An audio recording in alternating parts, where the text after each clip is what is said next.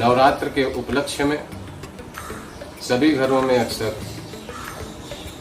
इस समय माँ दुर्गा की उपासना तथा 9 दिन इस महाव्रत का आयोजन किया जाता है।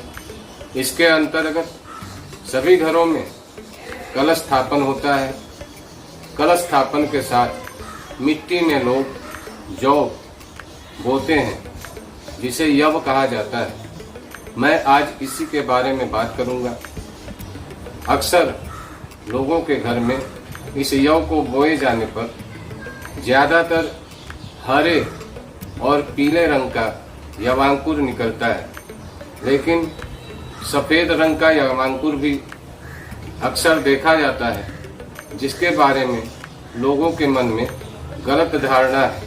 इसके अलावा बहुत ही कम जगहों में ऐसा होता है जहां पर धूम्रवर्ण तथा काले रंग के यवांकुर निकलते हैं, जो कि बहुत ही ज़्यादा हानिकारक होते हैं।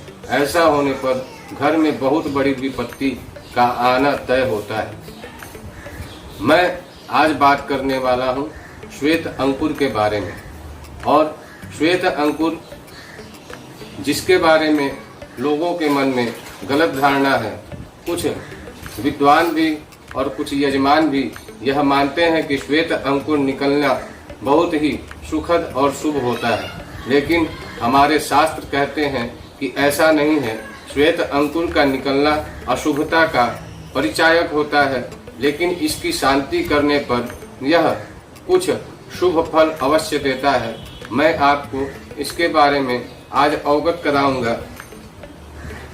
यह अंकुर जो पीला अंकुर लक्ष्मी कारक हो तथा घने अंकुर होते हैं तो आपके घर में प्रसन्नता आती है, अथवा कम अंकुर आने पर मतलब प्रसन्नता आती है, अथवा कम अंकुर आने पर मतलब घना नहीं हो तो वह अप्रसन्नता का परिचायक होता है, जिससे घर में प्रसन्नता का वातावरण नहीं रहता है। अब आगे अगर बढ़ा जाए तो यह प्रथम दिन अगर निकलता है तो प्रथम दिन निकलने पर अशुभ फल देता है। इसे शुभ कभी नहीं समझना चाहिए। दूसरे दिन निकलने पर तीसरे दिन अगर इनकी वृद्धि होती है तो यह धन और आयु के वृद्धि कारक होते हैं, लेकिन वही अगर पहले दिन निकल आए तो वह न धन के लिए वृद्धि कारक हैं न ही आयु के लिए, बल्कि यह अशुभ कारक माने जाएंगे। इसलिए यह दूसरा और तीसरा दिन ही इनके लिए शुभ कहा गया है। इसके बारे में एक श्लोक मैं आपको बताता हूँ। हरिता कीर्तिदा सस्याः पीता लक्ष्मी प्रदायका कृष्णाश्च पाटलः श्वेता धनम आयुर हरास्मृतः। कात्यायन कहते हैं दुर्गाया पुरतः सस्यम ज्वाला रूपेण ते स्मृतः ज्वालायाम यव मध्ये तु पृथक श्वेतो भवेद यदा अग्न्या दिस्ते यतो दुःखम विदेशात् स्वजनात् भयम। यहाँ पर मार्कंडेय जी भी एक बात कहते हैं, यवांकुराश्च ज्वालाया शिरः केशा प्रकृतितः तच्छवे तत्व निवृत्त्यर्थम शांतिम वैराजिकम चरेत। देवल कहते हैं कि इसकी शांति करके खनन करना चाहिए और खनन करने के बाद ही फिर शांति करके ग्रहण करना चाहिए। मार्कंडेय के अनुसार शांति करने के पश्चात भुजा और कंठ में धारण करने पर कोई हानि नहीं होती, बल्कि इससे विष भूत ज्वर प्रेत आदि का भय नहीं होता है तथा विजय की प्राप्ति होती है। शांति करवाने के लिए दुर्गा जी का तथा भगवान विष्णु के मंत्रों के द्वारा हवन करना चाहिए।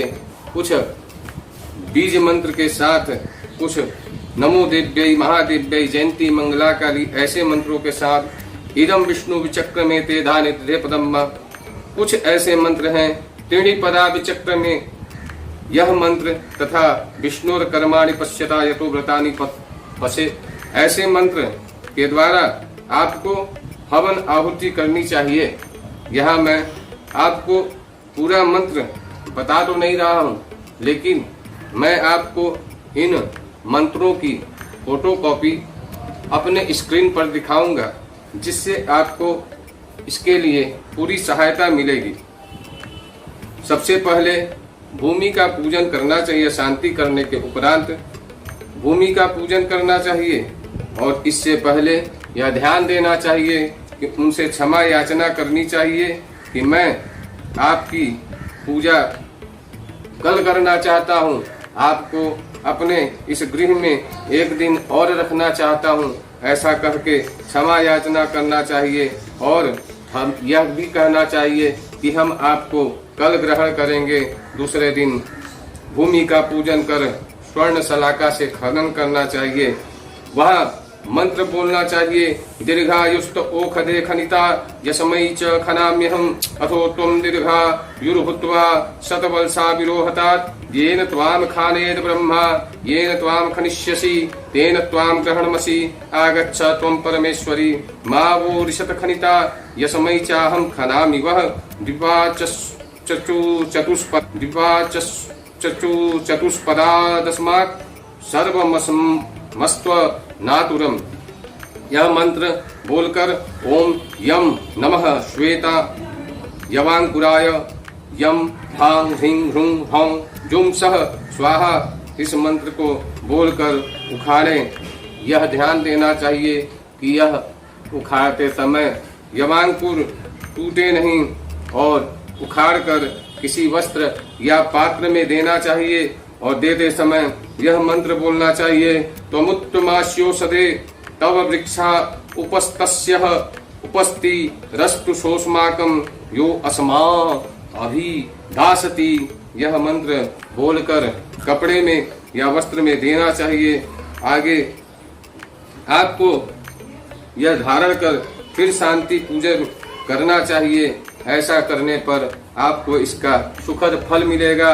और इसे धारण करने की विधि है, स्वर्ण या चांदी में भुजा या कंठ में धारण करना चाहिए और धारण करने पर यह प्रार्थना करना चाहिए, त्वामर्चयेत विधानेन वित्त साक्ष्य विवर्जितः त्वं माया च विभूतिस्त्वं शक्तिस्त्वं प्रकृतिः परा त्वामर्चयेत प्रयत्नेन सर्वसिद्धि करो भव। ऐसा कहकर इन्हें दहन करना चाहिए। इसी के साथ मैं आपको कलश विसर्जन की भी विधि बताता हूँ। आप जब कलश विसर्जन करने जाएं तो देवी के घट को उठाकर सामने रखकर श्वास खींचना चाहिए और श्वास खींचते हुए मन में भावना करनी चाहिए कि देवी का तेज मेरे शरीर में समा गया है।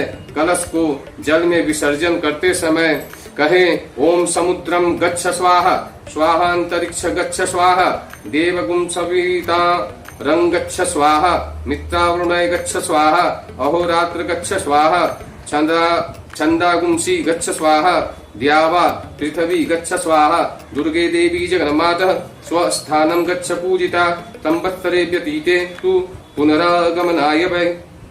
प्रार्थना करें, हे देवी हमारे समस्त विघ्नों को लेकर आप समुद्र में चले जाएं, महालक्ष्मी का हमारे घर में आगमन हुए। ऐसा कहकर कलश का विसर्जन करना चाहिए।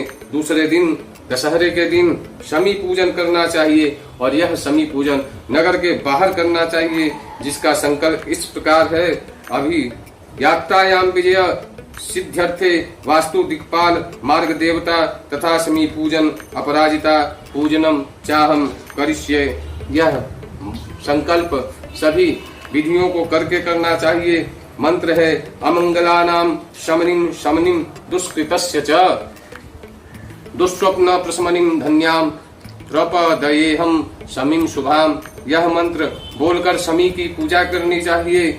शमी के दाहिने में ओम अपराजिताय नमः यह मंत्र से पूजा करनी चाहिए तथा शमी के बाएं में ओम क्रियाय नमः यह बोलकर पूजन करना चाहिए। ओम शमी देवताय नमः यह मंत्र है, प्रार्थना करनी चाहिए। शमी समय में पापम शमी लोहित कंटका धारिणं यर्जुन बाणानां रामस्य प्रियवादिनं करिष्यमाण यात्रायां यथा काल सुखम मया तत्र निर्विघ्न कर्तव्य भव श्री राम पूजिता।